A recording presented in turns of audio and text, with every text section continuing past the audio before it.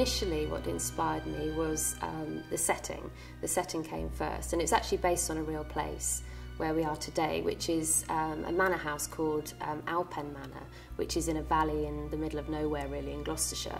And I went there for a journalist travel piece that I was doing when I was a journalist. And I just thought it was the most incredible place. It was full of atmosphere. I actually didn't sleep terribly well because I was being a bit paranoid about ghosts because it's supposed to be haunted. And I just thought, wow, this is such a good place to set a story. And the first scene I wrote was actually Alice, my main character, arriving at Fyrecombe Manor, which is my version of Alpen Manor. And I had this scene for quite a long time. I didn't know why she was there. I didn't know what she was going to do or what was going to happen to her. But I knew I wanted to get her there, and I wanted her to have this incredibly sort of amazing, life-changing summer, but that was also quite claustrophobic and quite confining. So that's where I began, and that's where the inspiration started.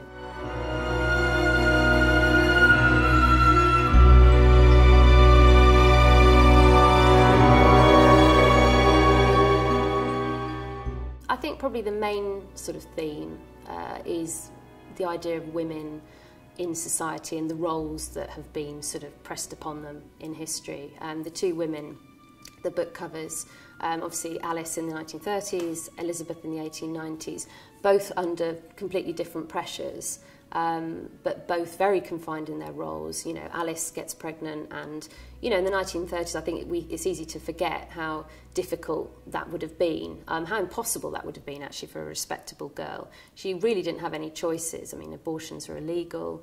You know, she wasn't married, so her reputation would have been ruined. She would have been unmarriageable after that. And women like her would have been sent to mother and baby homes. In my novel, she's sent to Fyrecombe Manor instead. In Elizabeth Stanton's case, she's somebody who's suffered in the past with postnatal depression.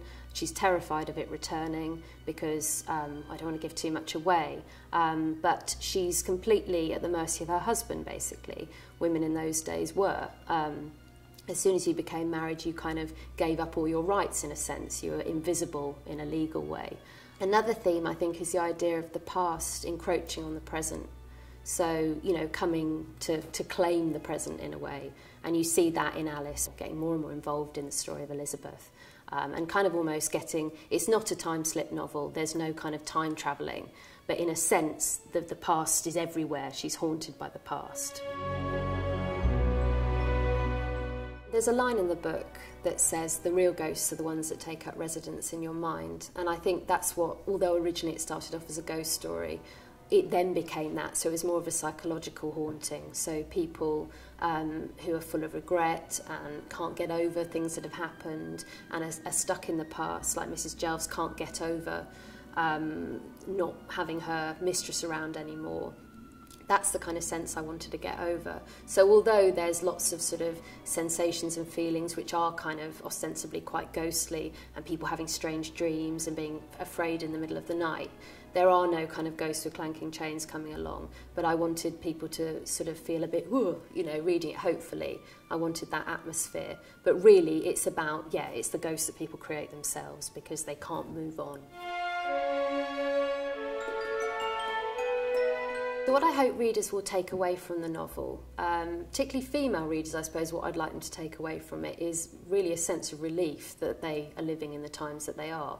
Obviously, there's a huge way to go still, particularly in other parts of the world from a feminist point of view. But what I found compelling about writing about Elizabeth and Alice was the lack of choice they had and the lack of autonomy they had over their own lives.